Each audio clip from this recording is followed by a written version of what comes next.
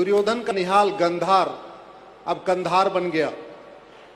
राजा भरत का ननिहाल कैके अब पेशावर बन गया। चाणक्य तक्षशिला रावलपिंडी बन गया। कुंभकर्ण का कुंभा अब काबुल बन गया। पूरी दुनिया से हम गायब हो चुके हैं। भारत के 9 राज्यों में खत्म हो चुके हैं। 22 राज्य और बचे हुए हैं। और अभी भी महाराज जी, अगर ये जो 5 कानून हैं और जो संविधान सम्मत हैं, संविधान में है ये, हम कोई रॉकेट साइंस की मांग नहीं कर रहे हैं, हम तो कह रहे हैं संविधान को लागू कर दो।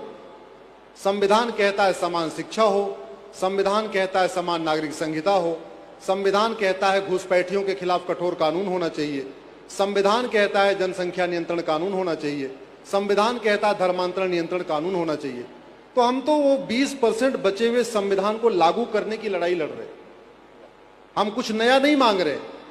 और आप महाराज जी, संविधान जैसा आपने हमें खुद ही बताया, संविधान 2 शब्दों से मिलकर बना है, समधन विधान। समधन विधान बराबर संविधान। ऐसा विधान जो सबके लिए समान रूप से लागू हो, उसको कहते हैं संविधान। लेकिन दुर्भाग्यवश आप जरा देखिए, पाकिस्तान के अल्पसंख्यक कहते हैं हमको बराबर अधिकार दे दो, भारत का बहुसंख्यक कह रहा हमको बराबर अधिकार दे दो। पाकिस्तान का अल्पसंख्यक कहता है धर्मांतरण विरोधी कानून बनाओ, भारत का बहुसंख्यक कह रहा है धर्मांतरण विरोधी कानून बनाओ। पाकिस्तान का अल्पसंख्यक कहता है हमारे मंदिरों को सरकारी कंट्रोल से मुक्त कर दो, भारत का बहुसंख्यक कह रहा है सरकार हमारे मंदिरों को सरकारी कंट्रोल से मुक्त कर दो। भारत इकलौता ऐसा देश है जहां बहुसंख्यकों के धार्मिक स्थान सरकार के कंट्रोल में है, अल्पसंख्यकों के नहीं। पूरी दुनिया में इसका उल्टा होता है।